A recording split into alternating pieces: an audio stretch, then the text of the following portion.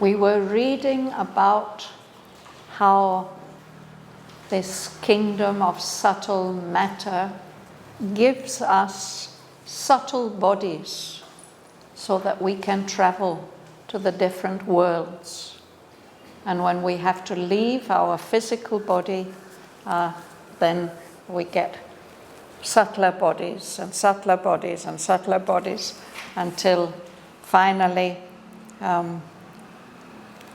the very highest level, the spirit doesn't need any body, any covering anymore. But when it wants to come back to the earth, then on each level it puts on a little less subtle body, less and less and less, until finally, when it comes to earth, it has to put on a material body.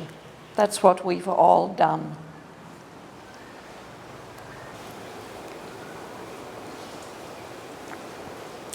For long before Earth's solid vest was forged by the technique of the atomic void, a lucent envelope of self-disguise was woven round the secret spirit in things. The subtle realms from those bright sheaths are made. This wonder world, with all its radiant boon of vision and inviolate happiness, only for expression cares and perfect form. Fair on its peaks, it has dangerous nether plains. Its light draws towards the verge of nature's lapse. It lends beauty to the terror of the gulfs and fascinating eyes to perilous gods. Invests with grace the demon and the snake. Its trance imposes earth's inconscience. Immortal, it weaves for us death's somber robe and authorizes our mortality.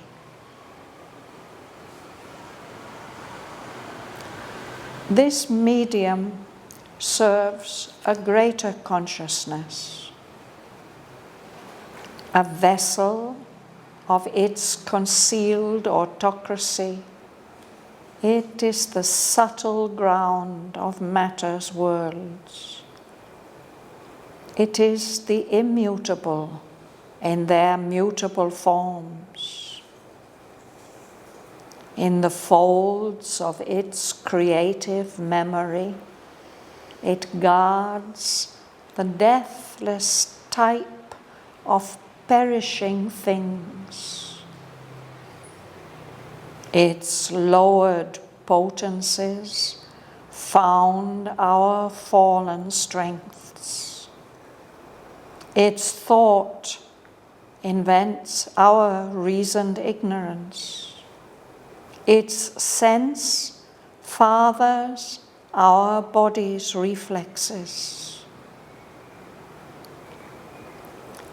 Our secret breath of untried, mightier force, the lurking sun of an instant's inner sight. Its fine suggestions are a covert fount for our iridescent, rich imaginings, touching things common with transfiguring hues, till even earth's mud grows rich and warm with the skies, and a glory gleams from the soul's decadence. Its knowledge is our error's starting point. Its beauty dons our mud mask ugliness. Its artist good begins our evil's tale. A heaven of creative truths above, a cosmos of harmonious dreams between, a chaos of dissolving forms below. It plunges lost in our inconscient base. Out of its fall, our denser matter came.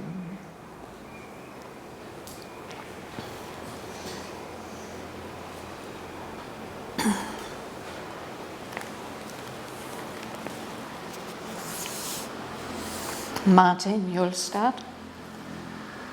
For long before Earth's solid vest was forged, by the technique of the atomic world, the lucent envelope of self-disguise was woven around the secret spirit in things. Yes. The subtle realms from those bright sheaths are made.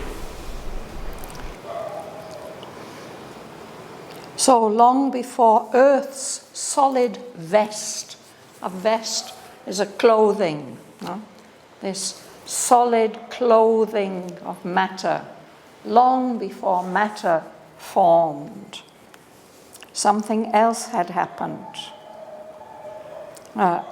Earth's solid vest gets forged, actually. Forged.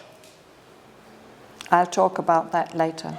It gets forged by the technique of the atomic void, what we think of as empty space. Somehow in empty space at the beginning of the material universe, matter was formed. The physicists tell us that matter as we know it took quite a long time to be developed. In the very beginning, what they call the Big Bang, when the universe first seems to have emerged, there was nothing like matter as we know it. That it took a very, very long time for this solid vest, this covering of matter, to be forged by the technique of the atomic void. Forging is what a smith does in his workshop. No? He forges metals. He makes them fit to be used as vessels, as swords, as tools. But we also use this word for things that are copies, that are not the genuine article. Counterfeiters, they forge money, false money, forgeries, or people forge artworks, paintings, sell them for lots of money as valuable, but they're not real. So there's a double suggestion in this word here. And whenever it's used in the poem, there's the idea of making something, but that there's also the idea of making something that might be a false copy.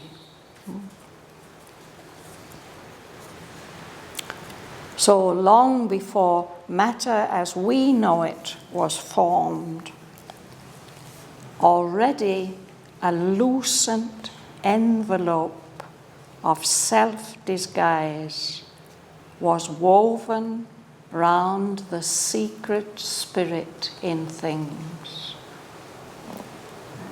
The secret spirit is formless and infinite and eternal.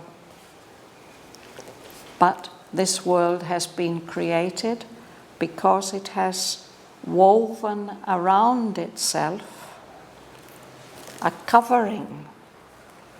It has disguised itself with a covering. And the first series of coverings, the first covering was lucent, full of light.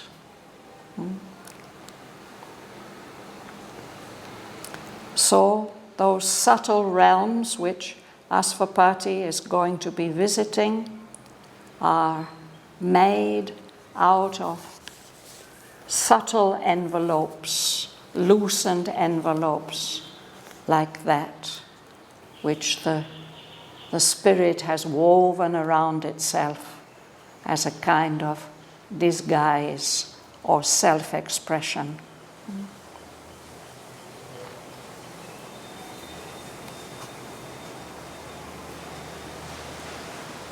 Kamla.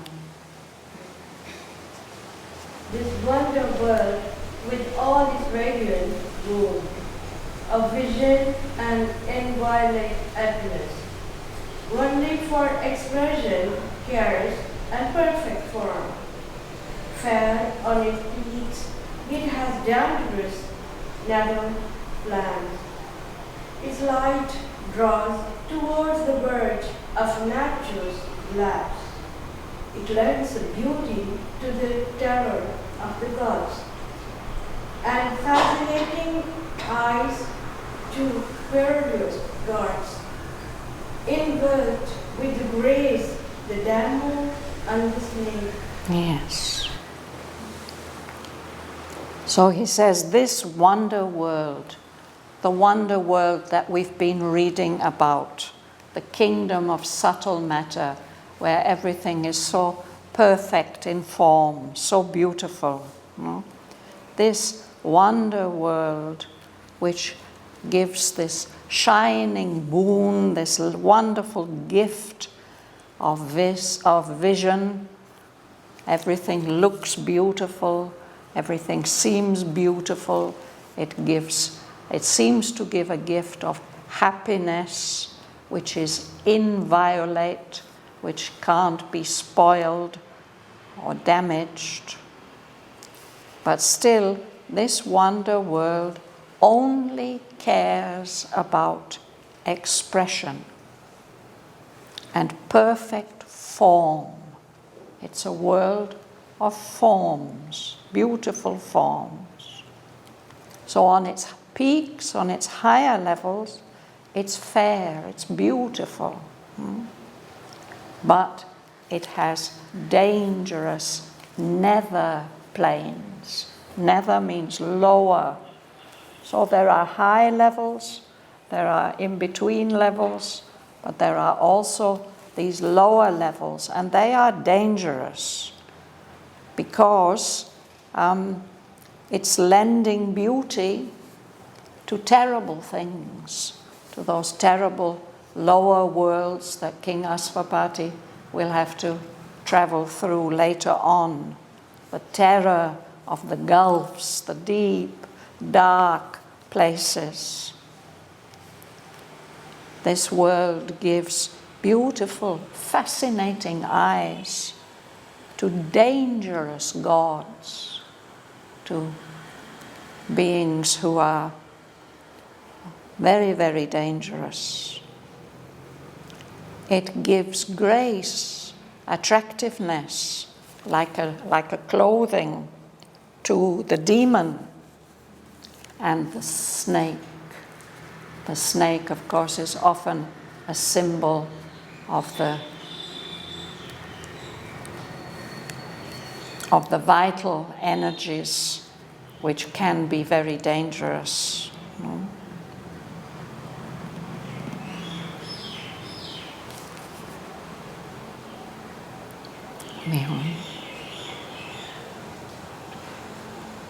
It's a trance encourages others in conscience.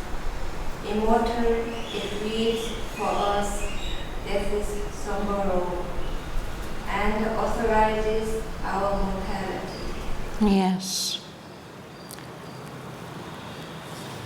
So on its peaks, there's this beauty, consciousness, but on its lower levels, when it comes down into this trance of darkness and unconsciousness, that is what brings about our inconscience, the unconsciousness of our matter. That world is immortal, and the beings and the forms there are immortal because they are perfect. But it weaves for us this somber robe, this dark robe of physical matter, which means that we have to die. Our bodies are not immortal. We have to change them. It authorizes our mortality. It gives its seal of authority to our death-bound state.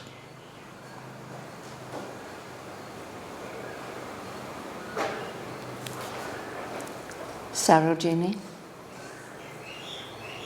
This medium serves the greater consciousness, a vessel of its Concealed autocracy. It is the subtle ground of matter's walls. It is the immutable in their mutable forms.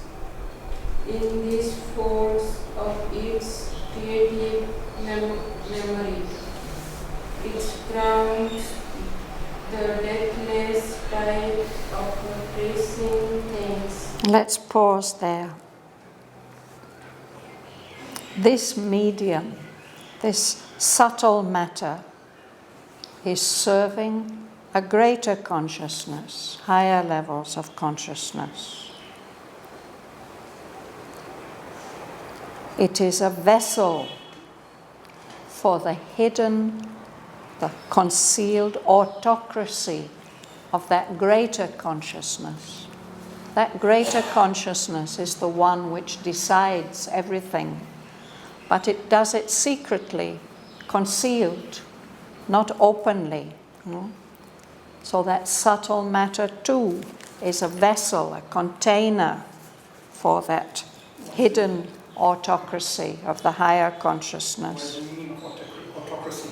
Autocracy, your dictionary doesn't tell you. It just says the German word autokratie. So you know what that means? No. No. Why not? Sorry. An autocrat is a person who decides everything for himself. He doesn't have to obey any higher authority. Like a tyrann. A tyrant, yeah, yes. But here, Aurobindo is using it absolutely literally. An autocracy, that hidden authority which has the power to decide everything for all the planes, but it doesn't show its power. It hides it and expresses it through all the other levels of consciousness. So it is the subtle ground, the subtle basis for our material worlds, the worlds of our universe. The subtle plane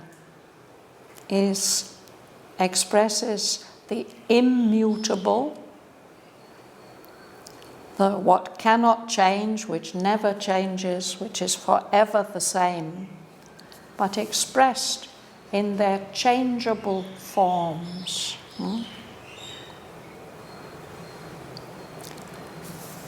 It has a memory, a creative memory. It remembers everything that's ever been. And it's keeping in its memory, as if hidden in folds of cloth. The deathless type of perishing things.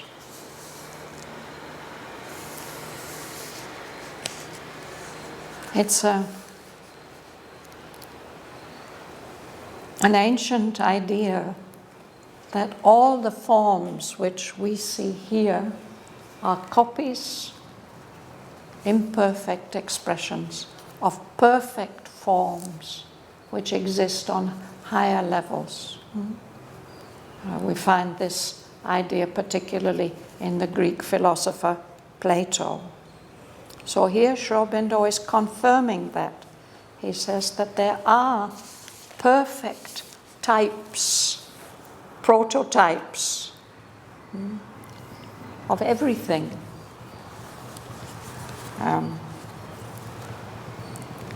All the things which are perishable, which come into existence in our world and which then disappear again. But there's an eternal type of each thing. And these perishing forms couldn't come into existence if somewhere in the universal consciousness they were not remembered. They were not kept safe so that they could be reproduced again and again and again and again. So the next lines, who's going to read these? It's lowered potencies. Slava?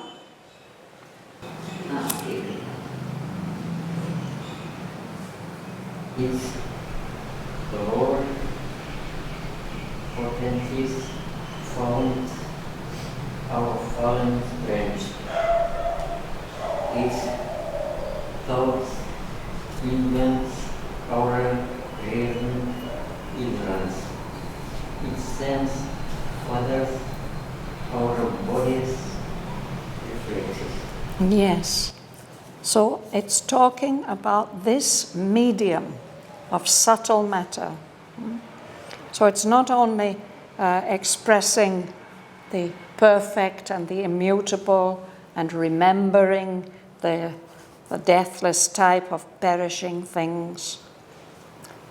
When its powers are made less, that is the basis for our physical strengths, which have fallen, which are on a lower level than the higher consciousness. The thought of that subtle world invents our kind of thought, our reasoned ignorance. And its senses, we can see the beauty of the flowers, we can smell the perfume, we can touch, no? But all these senses that we have in our physical body are imperfect developments of deeper and truer senses. So its sense has given birth to the reflexes, the automatic reactions of our body.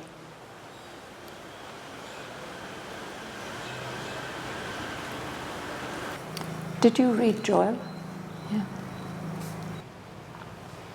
Our secret breath of untried mightier force, the lurking sun of an instant inner sight, its fine suggestions are covert found for our iridescent, rich imaginings, touching things common with transfiguring hues, till even earth mud grows rich and warm with the skies, and a glory gleams from the soul's decadence.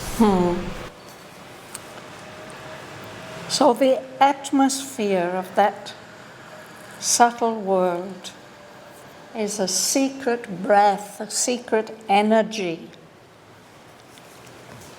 for our untried, mightier force, a greater and more powerful energy which we haven't experienced yet. We haven't tried it out. We haven't experienced it.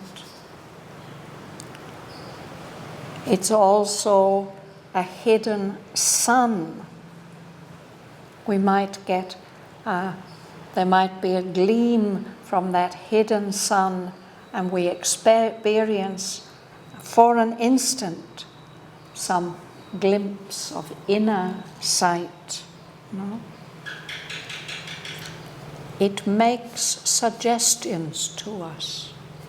It's fine suggestions. And those suggestions, they're a secret covered, it's covered up, we don't see it, a source, a fount, which gives rise to our rich imaginings. It's one of the wonderful powers of our consciousness, is imagination. We can think of all kinds of wonderful and beautiful things. It's a support for our creative possibilities, no?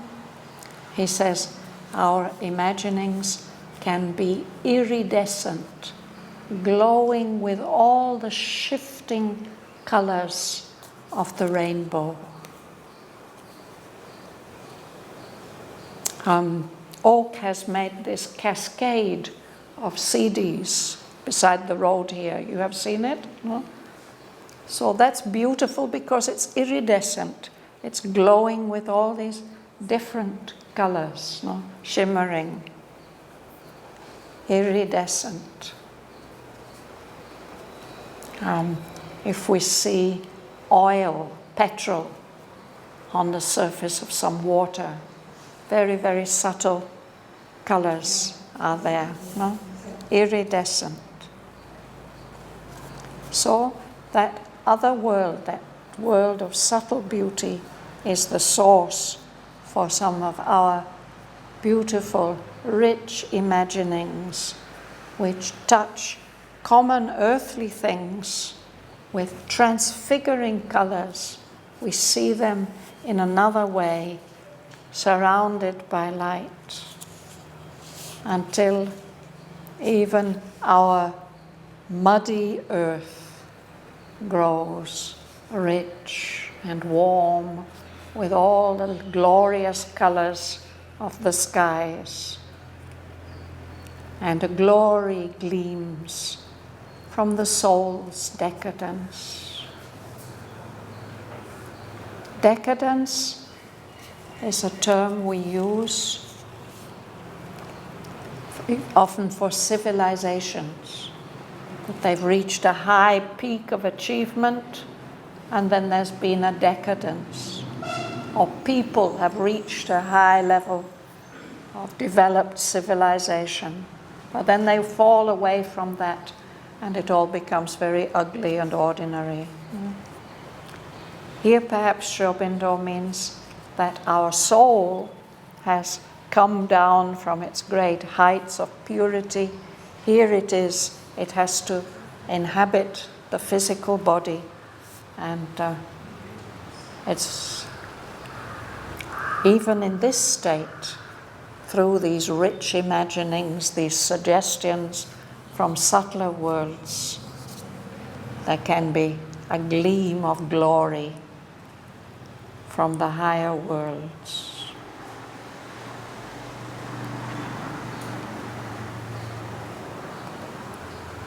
Dana. Its knowledge is our level's starting point. Its beauty dawns our mud mask ugliness. Its artist good begins our evil's tale. He's emphasizing again and again that it is like a source of our world, something behind. So the knowledge of that world is the starting point for our error and our ignorance. Its beauty here in our world, it puts on this mud mask, this distortion, this loses its perfect beauty that it has in that world. Dons means like To don just means to put on. Before I came out, I donned a new dress.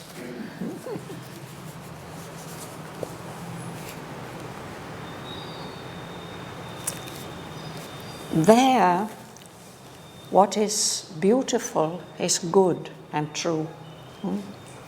That art is good, what is valued because it's beautiful, actually begins our tale of what is not good, of what is evil, distorted, because it does this disguising work, no? Shalini.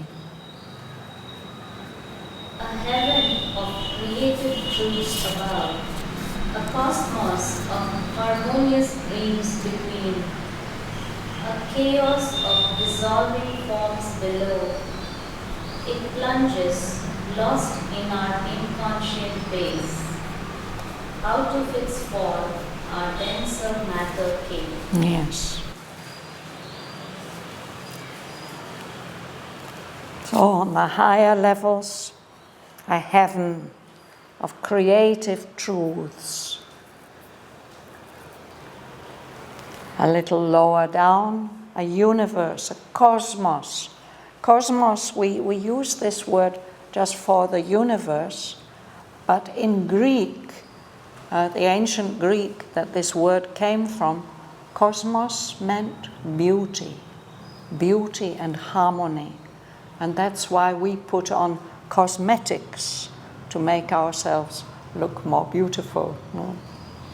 Cosmos, beauty. So in between, there's this harmonious, beautiful organization of dreams. Below that, there's the opposite of cosmos. The opposite of cosmos is chaos, disorder and disharmony. A chaos of dissolving forms below in its lower levels. It goes deeper and deeper. It plunges. This world gets lost in our inconscient base, in the lowest level of unconscious matter. So out of the fall, the downward plunge of that world, our denser matter came. That's the subtle, fine matter. Our matter is denser, heavier, and thicker, and more unconscious.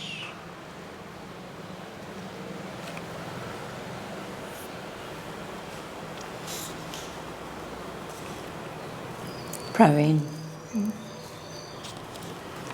Thus taken was God's plunge into the night. This fallen world became a nurse of souls, inhabited by concealed divinity. So this is how, first of all, the atomic void has formed an envelope of matter. First of all, the spirit covered itself, no? And then there's been these further developments. This is how God has plunged down into the darkness of unconsciousness. Here. From now on, he talks about the physical matter. Let's see. This fallen world, that's about our world, of course. Yes, yeah. But this world is a nurse of souls. It is nourishing, protecting souls. These souls are inhabited by concealed divinity. In all the souls inhabiting all the material forms, the divine is hidden. because God has plunged down into the night. So then the reverse process starts. First there's the plunge, and then there's the waking up. Amrita. A being woke and living in the meaningless void.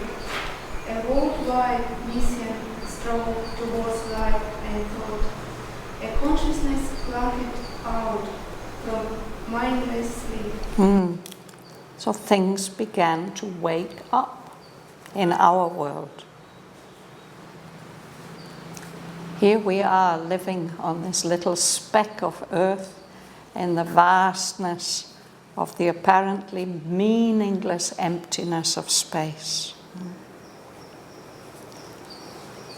But in that, if we think about the early universe, when matter began to be formed, when stars were lit up, there was apparently no consciousness.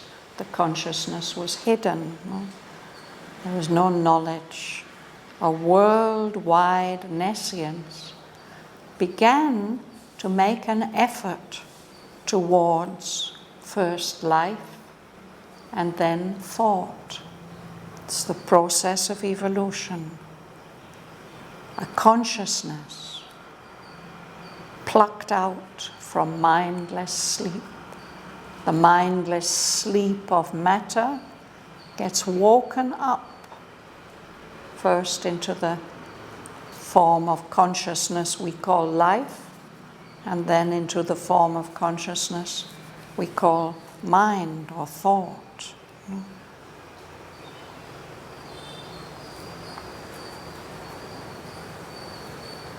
What is to pluck out?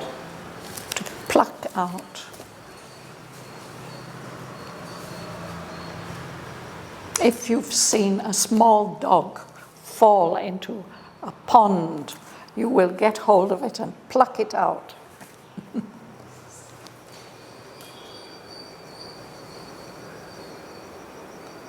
Plucked out, yes. To pluck, we can pluck a flower. We take it off its stem. But when he says plucked out, there's the sense of rescue. Like something has been hidden and you bring it out to light.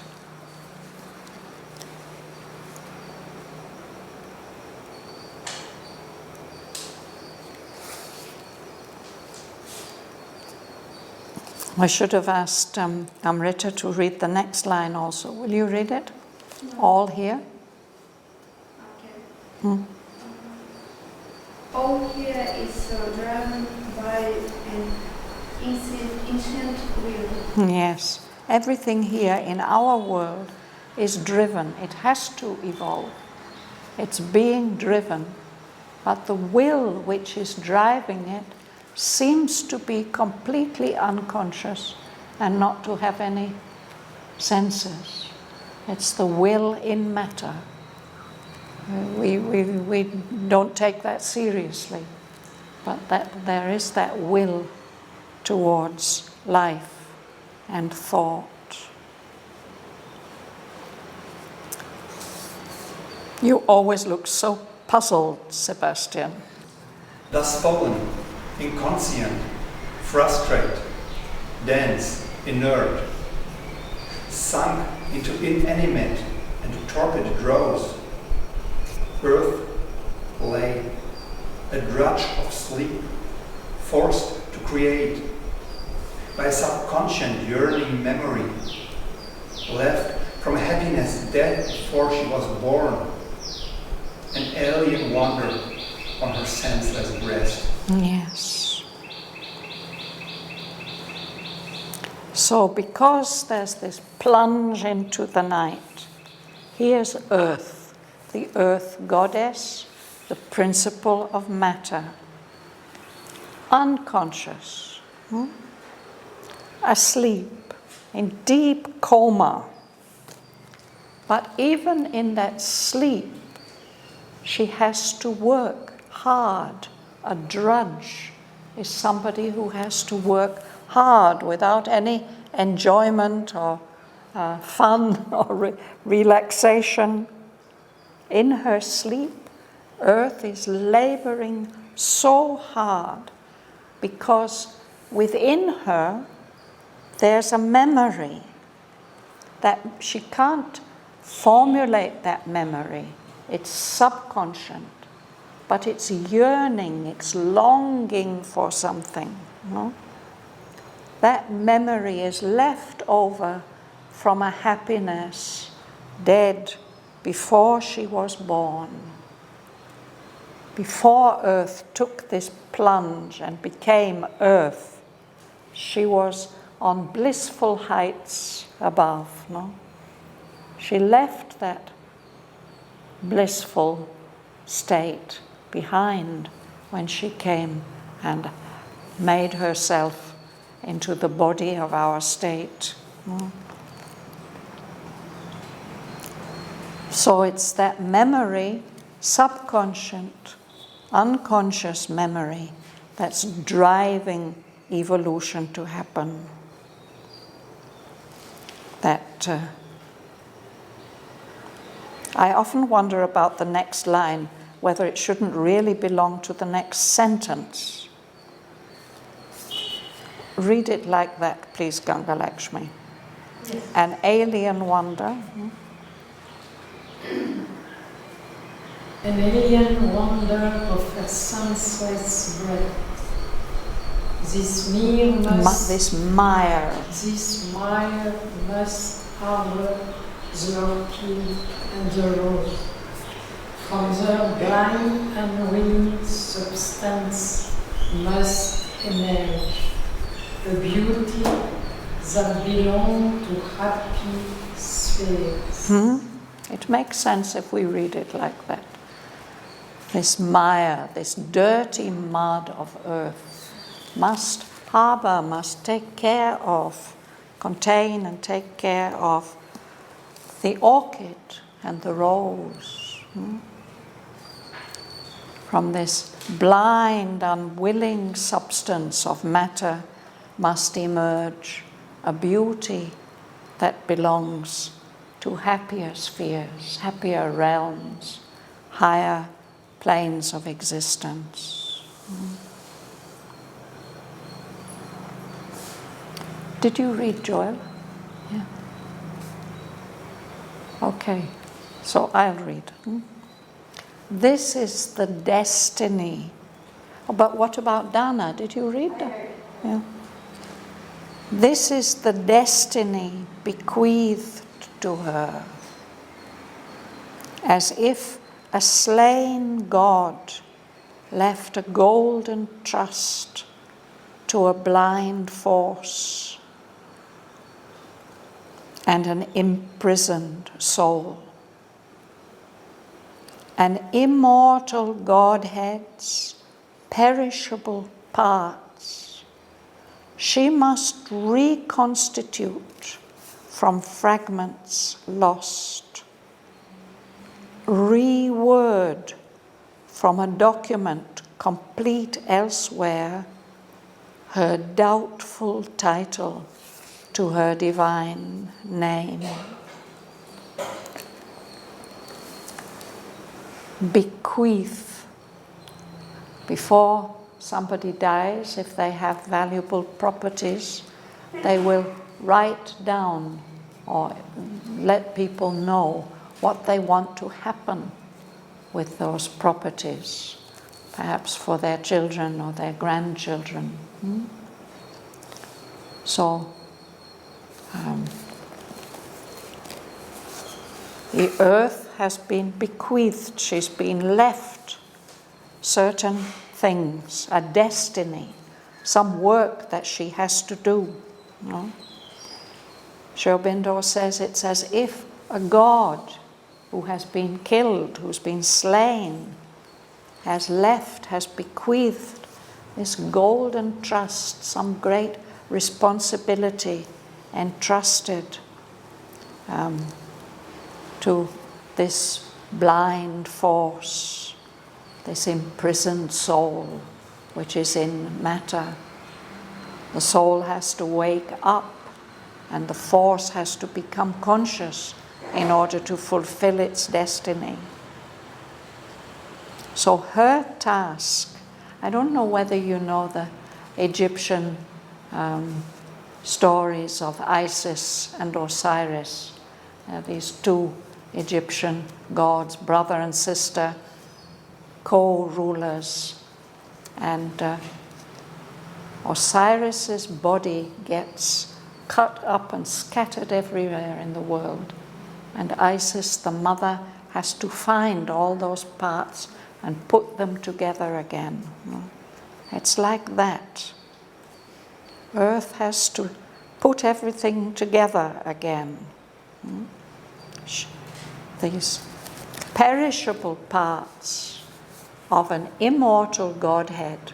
Actually, the God can't be slain, but his parts have been scattered everywhere in the material world. She has to put them all back again. She must reconstitute them from fragments lost. Or it's like having to put together a document, a very important document with a very important message. That document is complete somewhere else, but she has to bring it into existence here, reword it here, because that document proves her right to her divine name. At the moment here on earth, we think all this mud, all this mire, how can this be divine? All this physical stuff. We don't believe that matter has that right to be divine, but she has to prove that.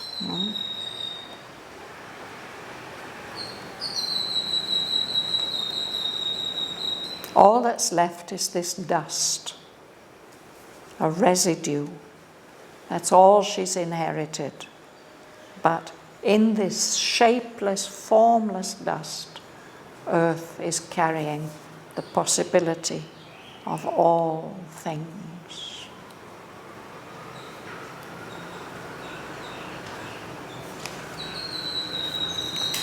We'll stop there for today.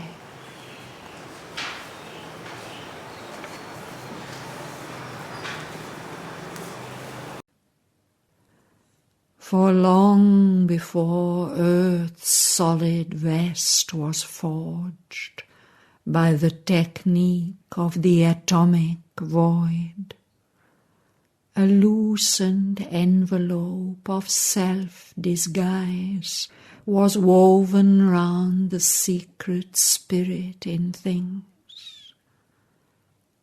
The subtle realms from those bright sheaths are made.